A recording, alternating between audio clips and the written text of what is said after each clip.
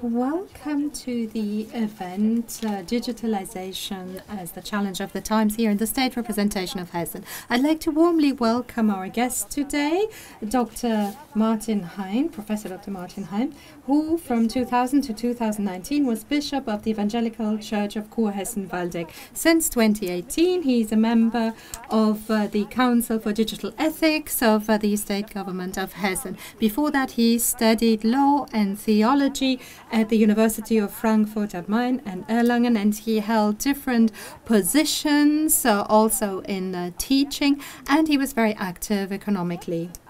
And I'll tell you a few things first about today. So welcome also to everyone watching us in front of your computers. If you have questions, you're welcome to ask these, and we'll try to bring them into the discussion at the end. You can send them either by email or at the address you see down here, or you can use the hotline. Again, the number is on the screen.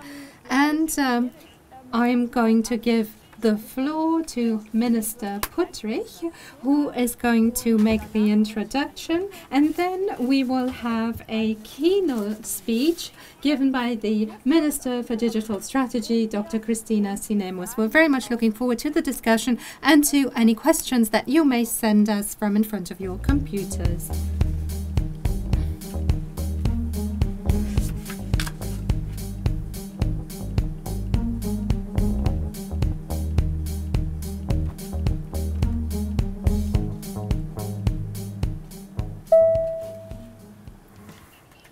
Ladies and gentlemen, dear guests, I have the pleasure of welcoming you to a special event today. We will be looking at digitalization as the challenge of the times. Today, I would like to welcome in particular Professor Martin Hein, the former Bishop of Waldeck-Kurhessen, who is a member of the Hessian Digital Ethics Council. What is today's event about? The question is about what role ethics plays in digitalization. All of us are currently dealing with digitalization in a special way. Especially now, in COVID-19 times, we are doing many things digitally. We have mastered techniques. We can enable much now and in the future. Still, the question is, where is the human being? The human being is the focal point. Man should master technology and not technology master man. And thus many ethical questions need to be answered. I'm pleased that we have a renowned ethicist, Professor Martin Hein, in the state representation today, who will be able to answer many questions. Welcome, and I'm very happy to be able to greet you together with my colleague, Dr. Christina Sinemus, who is the Minister of Digital Strategies of Hessen, and she has initiated this event. I'm very much looking forward to everything which is going to be said now, and I wish you a nice event and many good insights. Quantum computers, artificial intelligence, and also home office during Corona times. In Hessen, the Council for Digital Ethics is looking at all of these questions from an ethical point of view. Now, Minister Sinemus is going to give us another introduction. She is the chair of the Council and is very much familiar with its work. Ladies and gentlemen, I'm really very pleased to be able to hold the welcoming address at your event today, which is Debating Europe, Digitalization as the Challenge of the Age.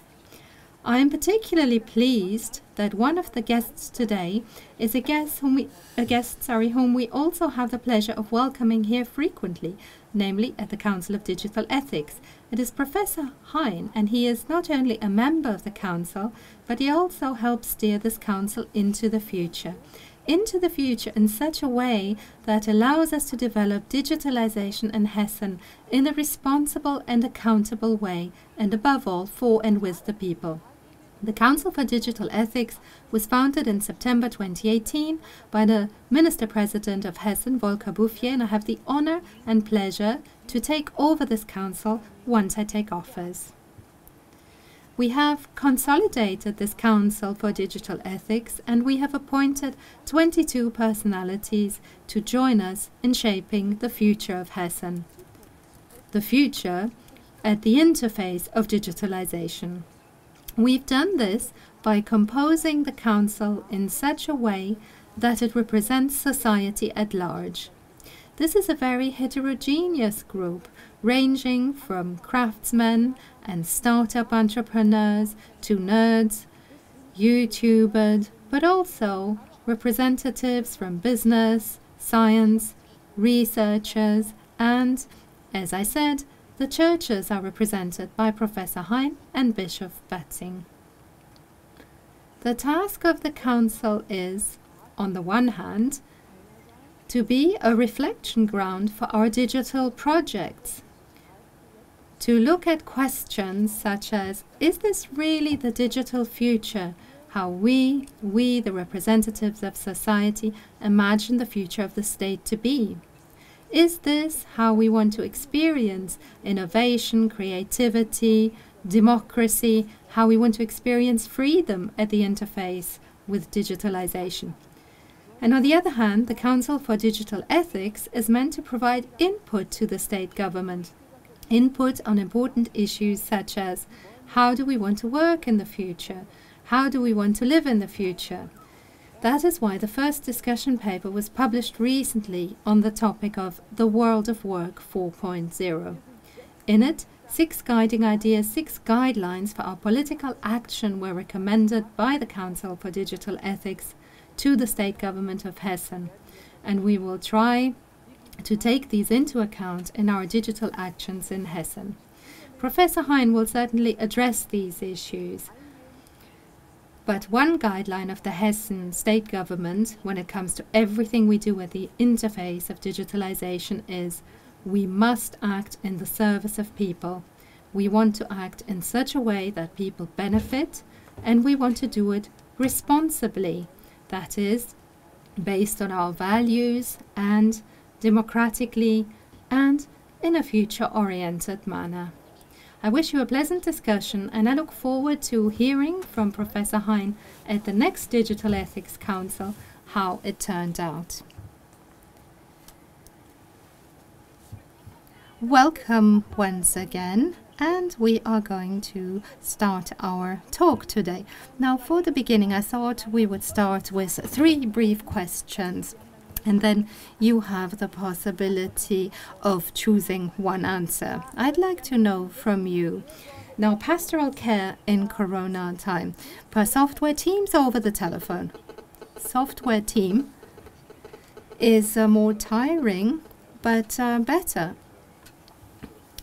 because we also see the facial expression of people, and that really helps. Now, church services in Corona times, what do you prefer, an online service or a quiet prayer at home? Both. Both. Of course, you know, a silent prayer or a quiet prayer is the least you can do, but with a service you can participate. It involves people. And for our Catholic friends, now, an automatic holy water dispenser or a dry water?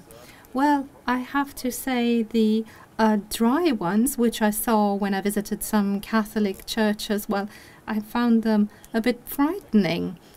In that case, I think it is better to use modern technologies which bear very little risk of infection, and it's better to use a holy water dispenser, even if that may sound a bit weird. And perhaps you can complete the sentence. The time in the spring at the beginning of the corona epidemic was, for me, extremely surprising and also somewhat depressing. Okay, well, now we have time to talk a bit more about these things. First, I'd like to start with the Council for Digital Ethics. Now, you are part of the steering committee of this council since 2018. What are the subjects that you have on the agenda there? Well, the Council for Digital Ethics of Hessen tries to see the potentials of digitalization and to see what the advantages for the state of Hessen are. Hessen is an economically very powerful state, and the question is how to use the advantages. The Council for Digital Ethics should serve the different interests and to make sure that these different interests talk to one another. It is an advisory council, not just for the ministry, but for the state government as a whole. We have tried, we are an independent council, which is, however, mandated for particular subjects, and we have tried to identify the main issues. And of course, the challenges have been highlighted by the Corona crisis, and this is why we came up with a first discussion paper on the world of work. The second subject is going to be trust in artificial intelligence. This is on the agenda next because especially looking at artificial intelligence, there are a number of reservations. And we want to explore the question, how can this be used positively? But where are the boundaries? And what can we do? So, in fact, the Council for Digital Ethics sets out the issues it intends to deal with, but at the same time we pay a lot of attention to what is happening in society. And so does that mean that citizens can contact you and companies can companies contact you? Well, they are represented via trade associations in the council, and we really try to take account of these different sides, trade unions, etc. And we try to involve all of them to understand what is happening in this field, which I believe is going through enormous changes. Now, you just said that you come up with recommendations to, for instance, the ministry. Is this well received, and what has been your experience? Are people taking note of what you are saying?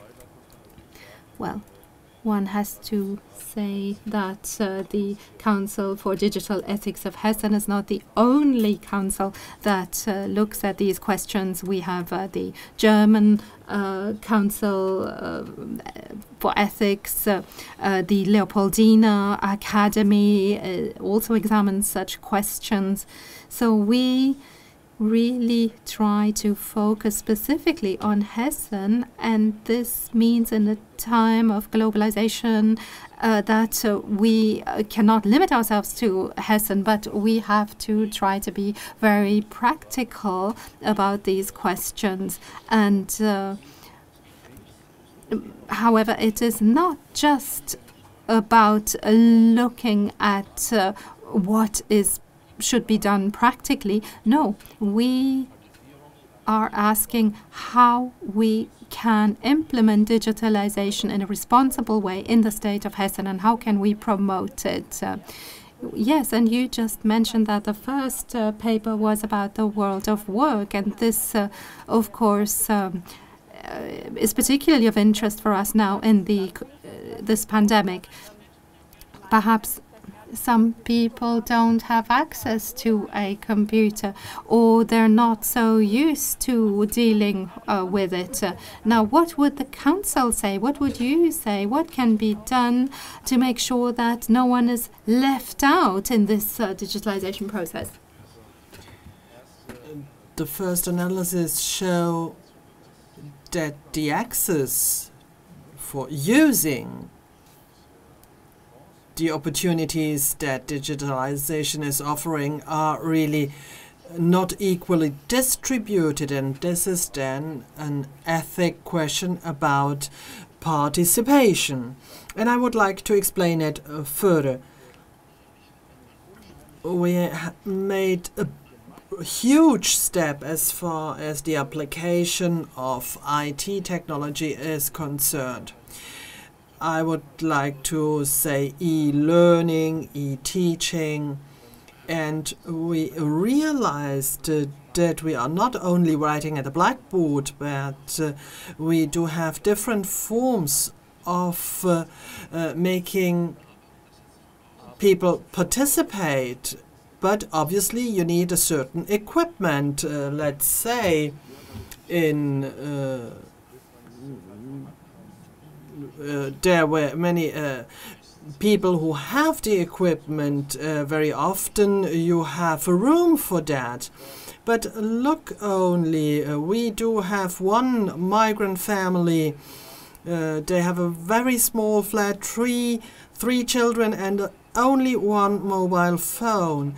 Now, how will you manage with an e-teaching not having the equipment? This is really the question. And this is only one example as far as the school is concerned, and then furthermore children that are migrants. But this is also related to the different generations. When I'm talking about the use of this kind of media, I do not ask a lady who is 60 years old. I'm talking to 15 to 20 years old, the so-called digital natives that do know a lot more, and the elder generation that has not the experience feels like discarded or not connected. This is a generational problem.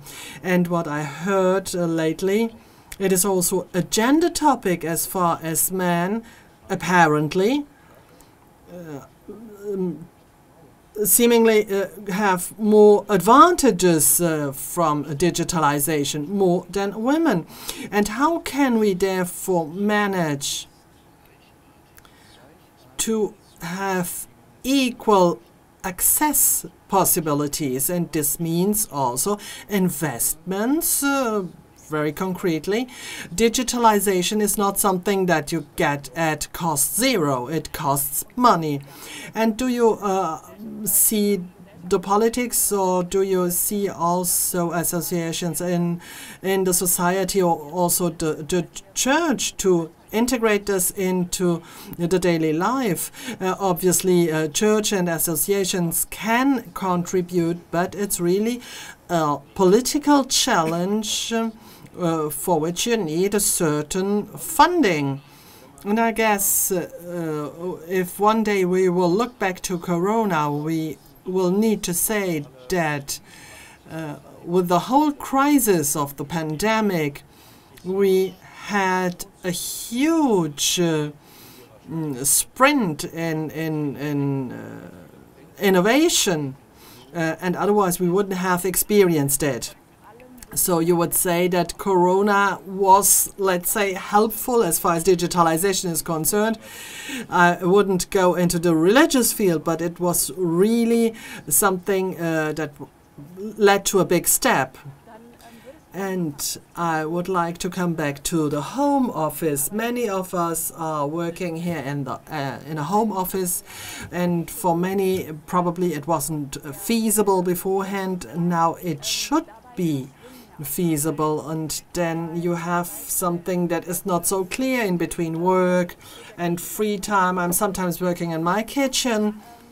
What would you say as a pastor?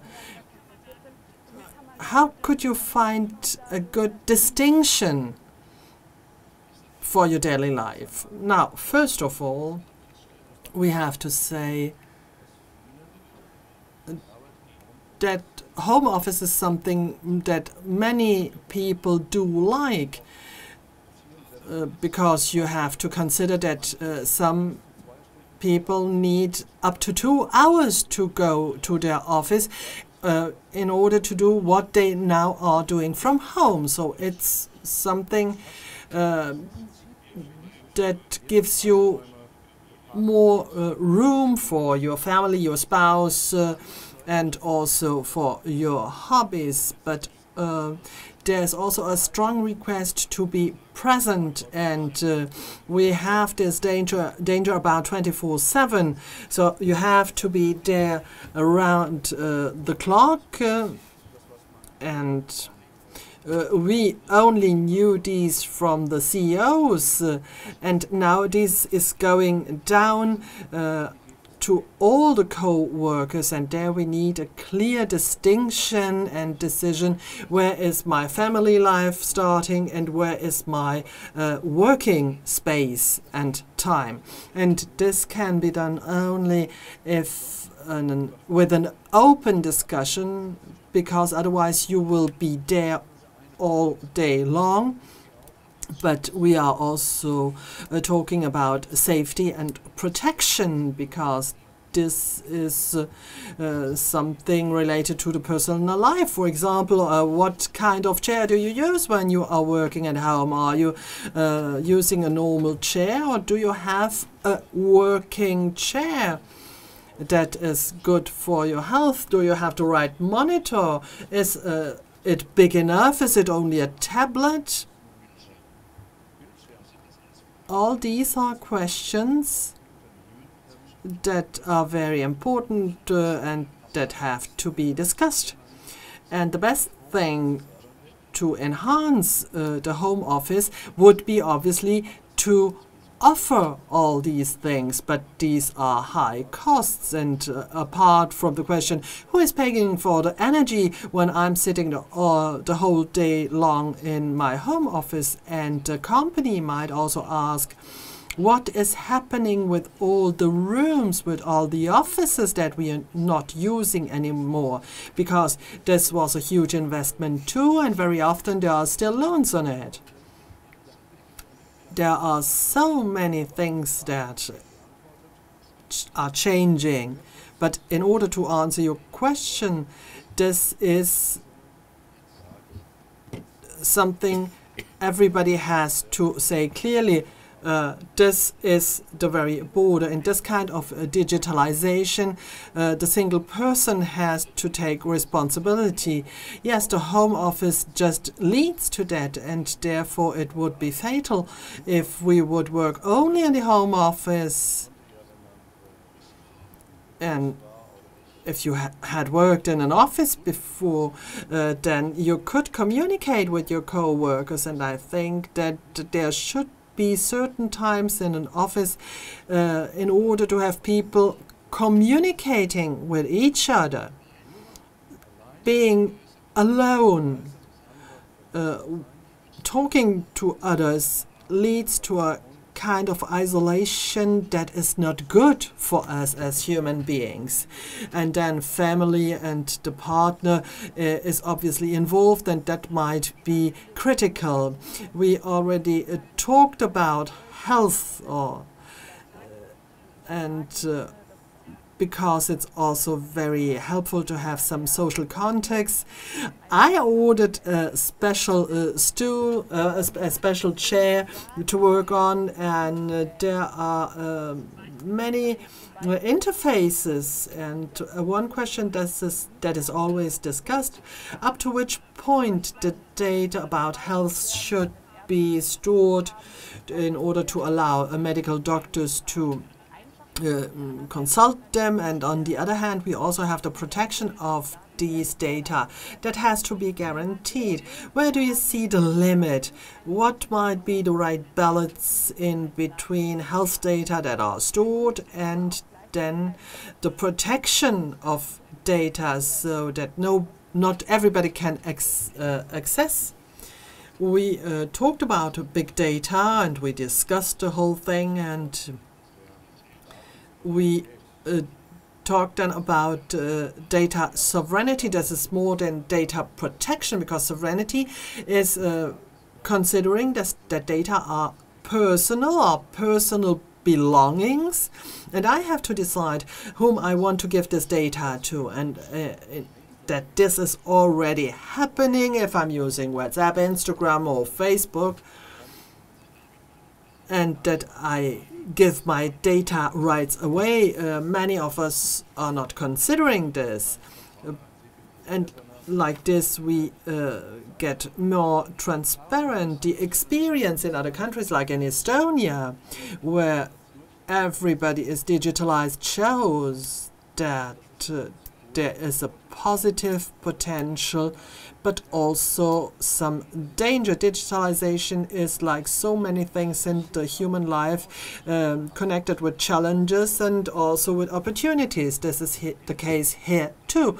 The use of data in the medical field can help to react quicker on a disease because you are connected. So I give my chip card in the reading device and the doctor knows what happened before. So I do not have collect all the old things that I got from my doctor. On the other hand, it's clear that some companies, if this is not secured, is something they might use at their advantage. And who is using variables and is giving out data about health and fitness, they will see that they receive then offers from different companies. We have to see what do we want as a society and what do we not want. And I just would like to come back to the Corona app. We had long discussions about that app, about data security. Is this really guaranteed? And is it also guaranteed that we don't have hacker attacks where this data are collected, and how long the storage has to be? I myself have to say that I didn't have this Corona app on my mobile phone. Others decided to download it. And I have to say, at the beginning, there were a lot of technical issues related to that. We will need to decide from case to case, but I think that all in all, in the health system, we will have more advantages than disadvantages. But anyhow, this is happening always. Trusting that these data are as safe as they are, and the sovereignty is still in my hands. That means that I can draw back this data if I have the impression they might be misused. But in the discussion about the Corona app is showing it. In Germany, we do have strong discussions about the data protection. In other countries, this is different. You already were talking about Estonia. The German people are very attentive, or are we lacking behind because of this in digitalization? We have the new digitalization package for hospitals. I asked my doctor in Germany if he can send me an email. He only had a fax he could send, but my doctor here in Belgium doesn't have one, so there seem to be some problems. Are the German people here very, very attentive? I would not like to say that we are lacking behind. We have to see it in the context.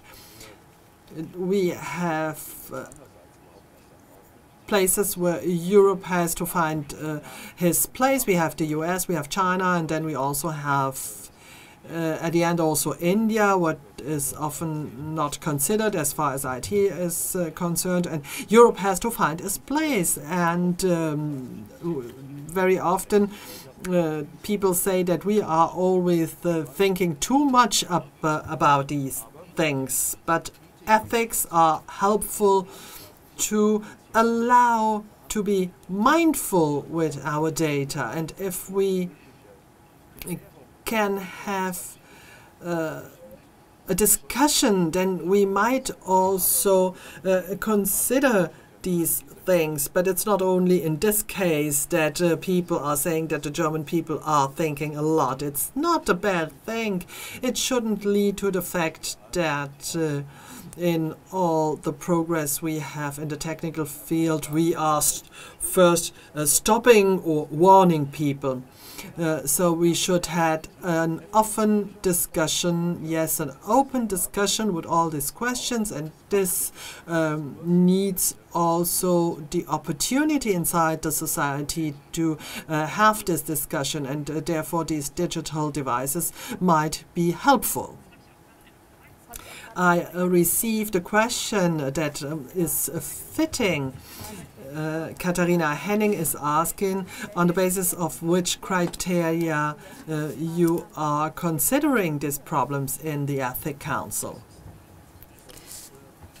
Well, first of all, the members of the Ethics Council identify the issues, so no one tells us what to do, but we have a longer conference over the weekend trying to see what are the current or the main current challenges, and or we try to look at them retrospectively to try to develop an agenda. So basically this is done within the council. Now the criteria are quite different. The Ethics Council itself reflects what's happening in society, and the question is what impact does that have of us as human beings on work, on how generations interact with one another. And we will also need to look at what serves economic interest, and we have to take account of these interests which are strongly represented. So this is, first of all, a debate about ethics, but which is also led by the different interests represented by the delegates. And that also means that for me, who is someone who represents the interests of the church, we have to put forward our debates and integrate them in the debate so as to convince people. But that's what makes it so interesting, because we don't know from the beginning what the Ethics Council is going to recommend, and there's no political dictate either. We just mentioned the churches. How could the churches better use digitalization for their own purposes? Well, I'm not directly responsible anymore for decisions taken by churches, but of course churches were hit by the corona pandemic in the same unexpected way as anyone else in society. And the way churches reacted was, well, looking from the outside, quite shocking. There were no more religious services, and I believe religious services are at the center of Christian life. No, they were not just abolished, no, they were moved into the digital space, which also allows for a high rate of participation. We used to broadcast religious services on TV, which was seen as yet another way to spread the message. And now the churches had to do the same thing using the internet, and I think they've done it in a surprisingly creative way. However, I do believe that it is not possible to run a church without meeting one another in person, and therefore saying that social distance is a proof of Christian love is not exactly something I subscribe to. Of course, we need to take all protective measures, but we still need to meet in person. And this is also why nursing homes were hit so hardly. Churches, of course, took their own decisions based on reason, and either to have virtual religious services or to limit attendance. But I have to say, personally speaking, the fact that I can't sing in church is something I really miss. Sometimes we have the feeling that the voice of the churches have not been heard, especially in Corona times at the European level. Yes, but that is connected to the position of churches in general. Now, of course, in in Germany, we have a particular position due to historical developments. Now, I would like to have been asked, what does it mean for you to meet people, and what does it mean for people when they are no longer able to meet in person? We can see this with the example of people in nursing homes who are isolated, who are unable to see others, and the impact that has on their mental health. These are the questions we are only looking at now. At the beginning, there was the health shock. The whole question was, how do we react at the sanitary level to this pandemic?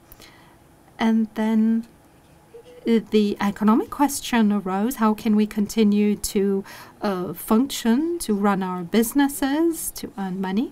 And now we are looking at the psychological consequences.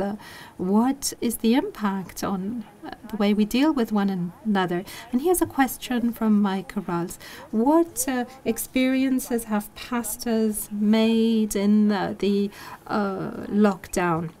Well, you have already partially answered this, but would you like to add anything else? We have often tried to provide pastoral care over the internet, having contact persons available, or over the telephone, offering pastoral care over the telephone, as we do anyway. And, pastors did a lot. It's not as though they went on holiday during all of this period. No.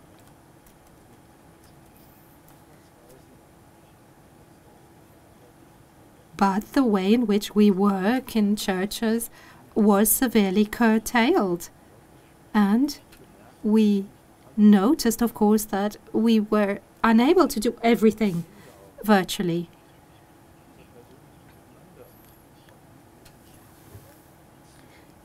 We need to have people around us. We need to be able to touch and feel people, and certain feelings such as sadness and other feelings cannot be experienced virtually in the same way. Of course, the virtual world is also real. The virtual world, in fact, consumes a lot of our time and energy, more than we think.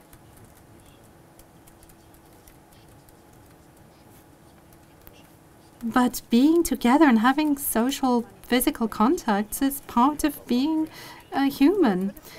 I'd like to come back to the subject artificial intelligence, which has also more to do with the Council for Digital Ethics. A lot is happening in this respect. Now, where do you think are the boundaries? I know many friends who have a robot vacuum cleaner, which is very practical, but there are thoughts about using robots in the future in nursing homes. They could take over some of the tasks of the staff. So what could we, how could we use them, and how far can we go? Well, first of all, we have to say that robots are programmed. Cleaner robots simply do whatever they've been programmed to do. So they are not yet autonomous. They are programmed, and whatever is programmed can be, or their functions can be extended via algorithms. So for instance, you can tell the vacuum cleaner where not to vacuum, and well, that is quite harmless. Now, in the meantime, we've had first experiences in the care sector. The institute in Kirchen looked at how robots can be used in the care sector. Now, these are all measures to assist, but which don't exclude direct care.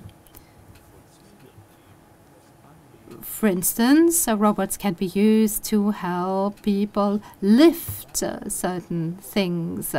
So there are tasks that robots can do quite easily. They could also, for instance, hand out tablets. Indeed, robots could be doing that. Now, we shouldn't think of robots as little people who can be caressed. No, they can be other technological measures that provide assistance. And in that case, the staff does not have to deal with such tasks, and perhaps they will have more time for personal contact. Now, of course, there are scenarios that say that such human-like robots over time will have real contact with people. And indeed, in Silicon Valley, they are working on such robots. However, I believe these are simply surrogates. They are substitutes for human encounters. And yes, they can be helpful, but they're not going to replace us humans. And well, artificial intelligence is already used in the form of algorithms to try to explore what you are interested in. If you order something 3 times in the internet, you are going to receive all kinds of offers, even if you didn't ask for them. But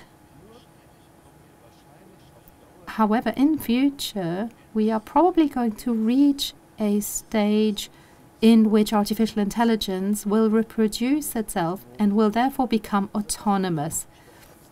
I'll give you a somewhat far-fetched example. For the moment, we are talking about autonomous driving, and we have had our first forays into that. For instance, if a car drives itself into the parking space, well, that is not yet autonomous driving. That is simply automated driving. Driving will only become autonomous, and you know, this example is far-fetched, but it helps us understand the terms. If you get into your car and say, I would like to go here and there today, and then the car says to you, out of its own volition, no, not today. And in that case, there is a clash of two wills, because the car has its own will. And we cannot exclude this happening with certain algorithms. And in that case, the car is autonomous, and you may not know where the car is going. Now, I know this is a somewhat extreme example, but it shows that humans have to be able to interfere with the autonomy of machines, because otherwise they will dominate us. Well, where do you think is the point at which such an ethics council should intervene to point out that these dangers exist so as to make sure they don't happen? Or where is the red line? Where would you say no further than this? Well, I would say, of course, we need to point out to the users that these questions exist, but also to the developers. And developments are happening exponentially, and we have to monitor all of this to point out when there is interference with the capacity that humans have to take decisions. I believe that if we are simply following out instructions. In other words, when we don't configure our smart home, but our smart home configures us, we have a problem. So we always have to balance freedom and dependence. And that is an absolutely essential precondition for human life. And I imagine that you're already in touch with developers. How do they see you? Are they saying, oh, there's someone here from an ethical point of view who tells me not to do this, or are they open and aware of these questions? We do have of differences, and we have things that are developed in China and in the US, and at the end, who is using it is deciding on the commercial success. We have to say that artificial intelligence has to do with commercial parts, with economics, and there you are considered as somebody who is like blocking the process. When we are talking out of the context, that we will find out that many of the developers are aware of their responsibility, and in the end it's really part that due to the globalized challenges is only difficult to tackle, and we also have different cultural approaches in the different countries, and America and Europe is something, but China is something really different. We talked about a lot of topics. I would like to know, where do you see the biggest challenges in the next 5 years in the digital ethics?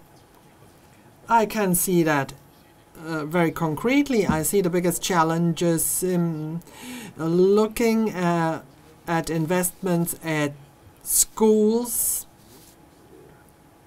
in order to be fair, to have fairness in education, and this also means that families with children should have the opportunity to use these tools. I believe that if we not manage to do that, due to the questions that we have to tackle with due to the corona crisis, if we don't manage to have a perspective and if we not manage to use the investments, this is a political question in Germany. In this case, we would be lacking behind, and it became clear that we didn't consider that enough. This is something concrete. If you see it in the big picture, then we can say it is about ethic reflections, about the moral positioning in the society. This is related to the single person. What do I want?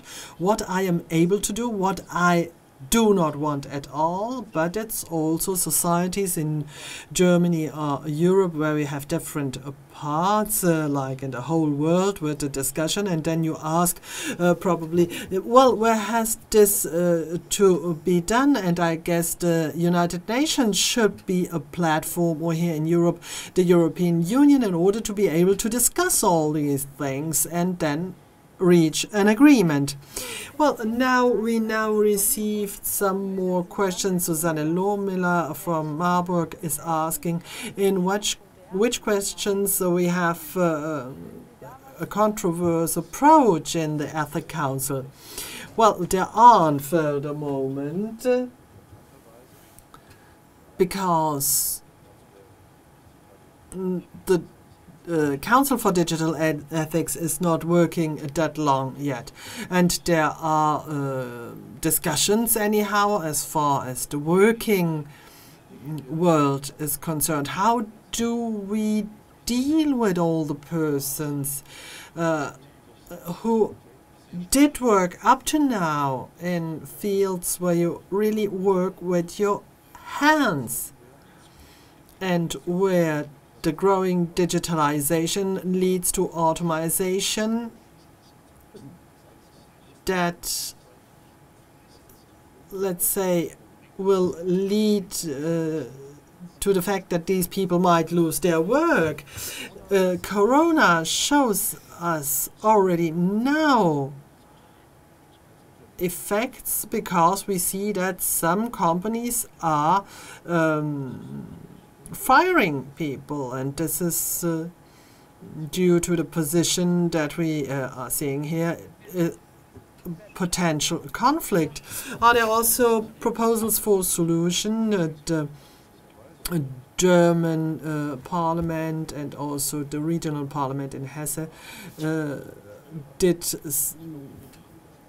took different decisions, and I find that the first 6 months of Corona were quite good for us. We didn't have too many problems. Now there are further steps, and we will have further cuts, and we have really to see how we would like to tackle with that. Now, I would like to come back to the working life and the home office, because we received 2 questions from Martin Ubers. Due to the digitalization and digital meetings, there are less opportunities for direct meeting, a live meeting in the office. How should we react on that?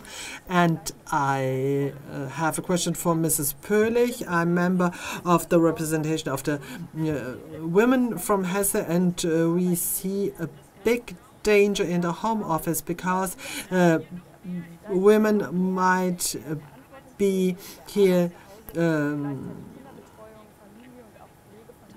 in danger because they have to care for family and children, and are these things also discussed in the Ethical Council? I completely agree with this. I already said that apparently, apart from Corona, men are having more opportunities out of the digitalization than women, and therefore gender equality is something we have to tackle with. And in fact, due to the housing context, but also due to their life context, in the last few months were overwhelmed, and obviously most of them were women. And I don't want to talk about violence against women in the households. This was very important too, and this is also then something that affects children, and we will need to say there must be times. If I worked somewhere else, I also must be able to leave my home. It shouldn't lead to the fact that children, women or men are only considered in their home. And I will connect this to another question. I guess that teamwork is possible only if you have it in fixed terms, and this connected with an analogical so-called contact. You can't only work online with other individuals that are in front of a monitor. There should be also times where you must have the opportunity to see each other, talk to each other, and where you do not follow a certain idea, but that should lead and bring you new ideas.